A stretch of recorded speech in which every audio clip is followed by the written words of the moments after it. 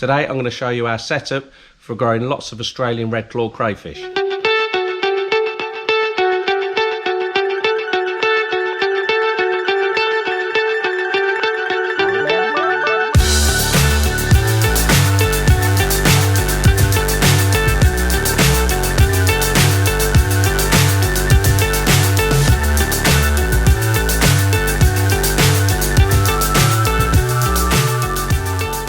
There's lots of things that you should consider before you get into potentially growing red claw crayfish.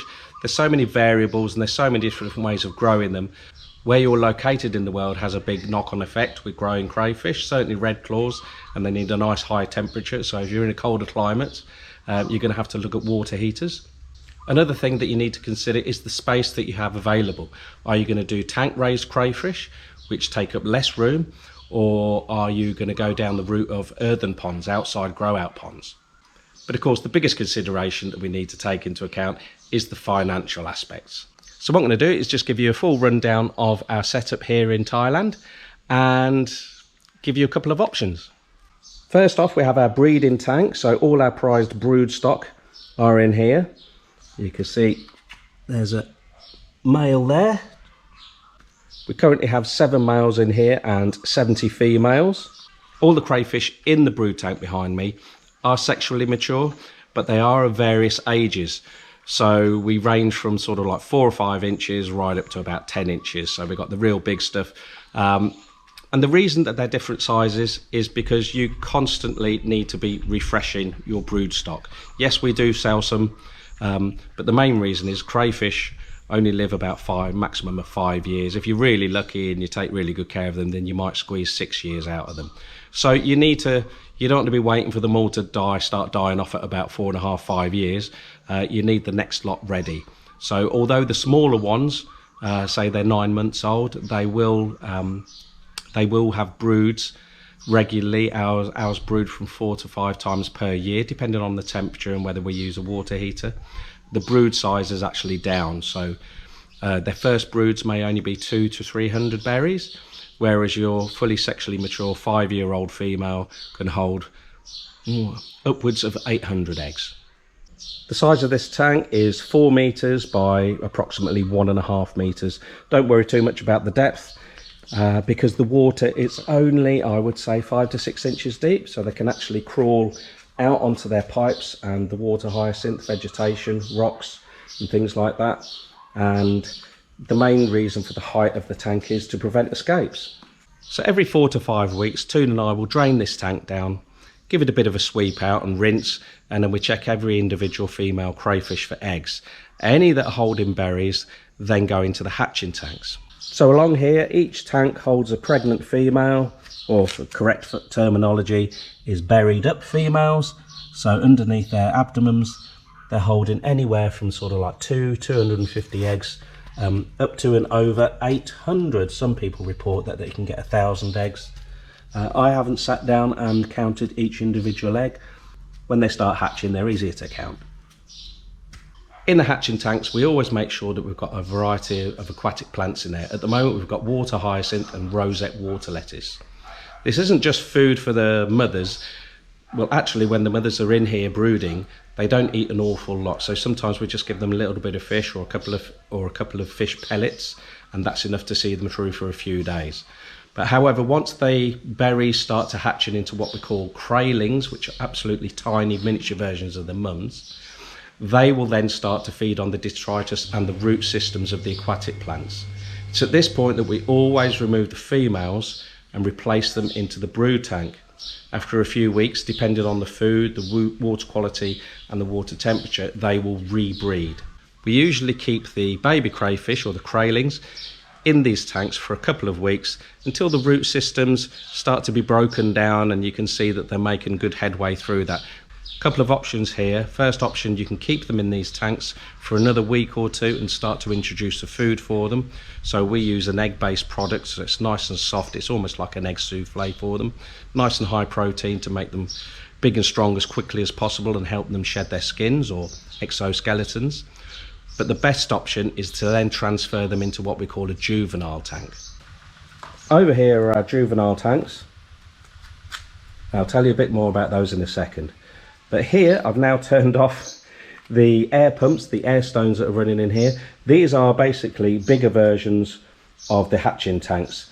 And the good thing about these is, because they're a bigger volume and that we have the air stones running, you can keep the baby crayfish or the craylings in here for a lot longer. So we can get these up to about 1 inch long. So you can up to have about 400 or 500 in here. You can place netting in here as well.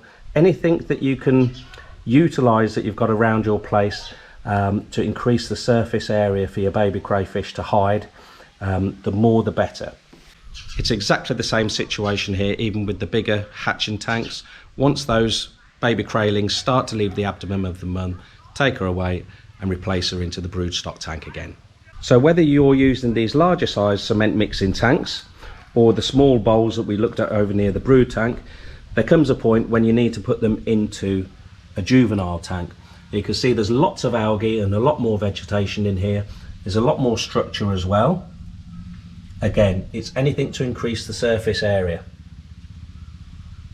The purpose of transferring them into what we call the juvenile tank is to increase their size to approximately about 2 inches.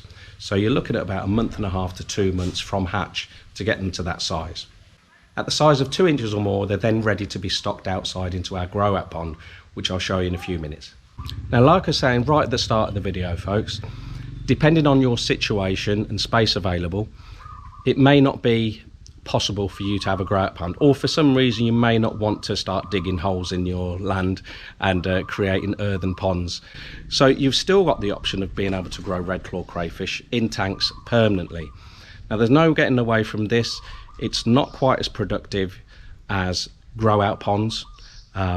Yes, it's good that you can keep an eye on them, and it's easier to feed them the correct amounts, and it's also easier to do selective breeding, but the overall biomass that you can produce is far superior in your growout ponds. So our brood tanks and our hatching tanks maximize the amount of eggs that we can harvest, and then our juvenile tanks maximizes the amount of juveniles that we can get to stock in size. If we kept them in tanks, we're then going to start falling behind on our biomass, so we transfer them into the most efficient way of increasing the biomass by putting them into growout ponds. Now, of course, you can have multiple broodstock tanks, multiple hatching tanks and juvenile tanks, and we have a fourth classification here, which is the male growout tanks. So what this is used for basically is when you're using or implementing an earthen growout pond, you're continually trapping, and anything that's market size, but perhaps you haven't got enough to sell, or perhaps you've got an order incoming and it's an order for 50 kg, it might take you a few days to get that weight together. So each time you empty your trap, you take out the size that you want to keep for your order and you put them in a holding tank. Now, some people do sell their females as well as their males, but the males grow bigger and faster. So to maximize your profit, you sell your big males for the meat industry, whereas we keep the females, our really best females, for future breeding. So in here we can have up to sort of like 300 or 400 boys in there, and we can just keep on fattening them up. Okay, so we'll go to one of our growout ponds behind us, and the beauty of this pond is it takes care of itself. It's got fresh water coming into it all year. There's no need to aerate it. Red claws, Australian red claw crayfish can tolerate low levels of oxygen, and we feed it sparingly and everything grows nice and big. So there are a lot less maintenance earthen ponds, depending on your pond, of course. It may be that your pond has got a liner, in which case it's not going to be as straightforward, and your water quality may suffer. If you've got fresh water coming in continually, it's not a problem. If you're pumping water in, you better make sure that it's absolutely clean as a whistle, because any contamination, i.e. chemicals from surrounding lands, can kill your crayfish stock. So you may be thinking, why don't you just let your crayfish breed in here? They won't breed in here until it becomes super hot and the water level starts to drop to about 1.5 meters deep. The normal depth of this pond is about 4 meters, hence the water temperature is too low, and the red claws they generally won't breed in here, not in any great numbers to be productive enough for selling. However, we currently have another pond which is the ideal depth, about 1.5 meters. And we never drain that. Well, we never drain this, to be fair, but they do breed in there. So all we do is continually trap in there and remove the crayfish that we want. Anything that's undersized goes back in the pond until we trap it again when it's big enough to take out. So that's our basic setup. Not particularly expensive, doesn't use an awful amount of room up, but for us it fits our purpose just nicely. So to us, we're maximising production as far as the breeding goes and the juveniles, raising the juveniles, and then outside in our bigger ponds we're maximising our grow out. If you'd like to know how to set up your brood tank correctly, click on the video here. Thanks for watching.